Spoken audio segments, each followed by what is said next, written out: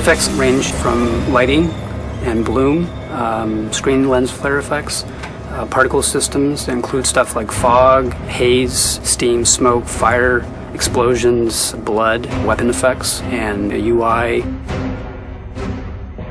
We really wanted to generate the feeling of dread and darkness and even the kind of eerie creepiness in some of the hallways with shadowing. A lot of what we try to do is generate more of a filmic experience and a cinematic experience for the player. We're all big fans of traditional filmmaking techniques like grain, post-processing, a lot of glitchiness, which ties a lot of making the player feel uneasy almost all the time.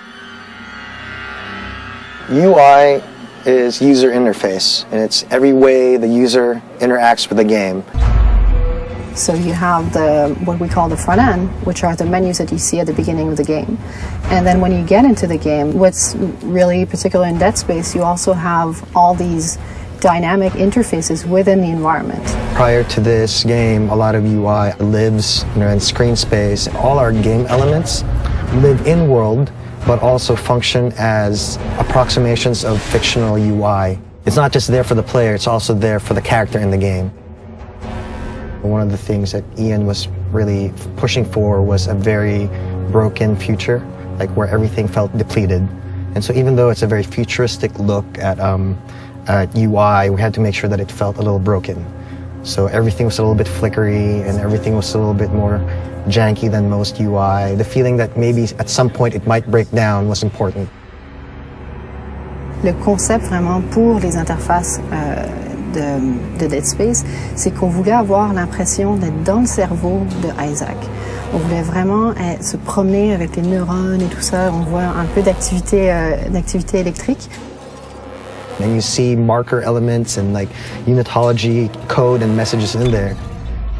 Et au fur et à mesure qu'on avance dans le jeu, on se rend compte que, en fait, il y a quelque chose de très étrange qui se passe dans le cerveau d'Isaac.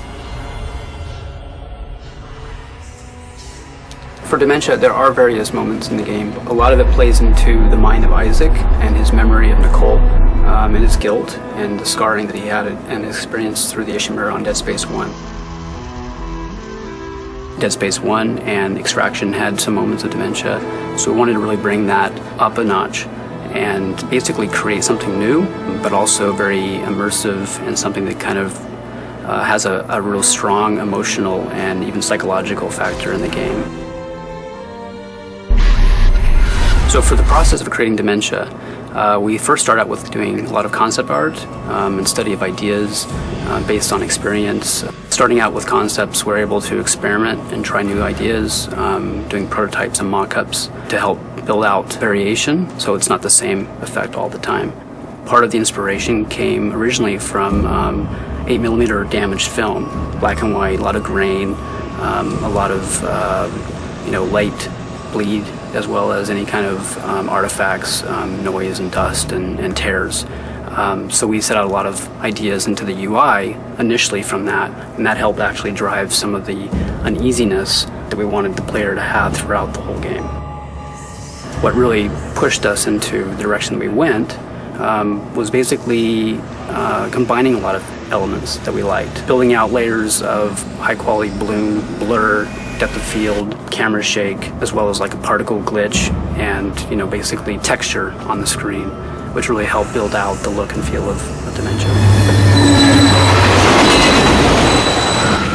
A few of the fun things we've updated for this game coming from Dead Space 1, the locator system is a lot cooler.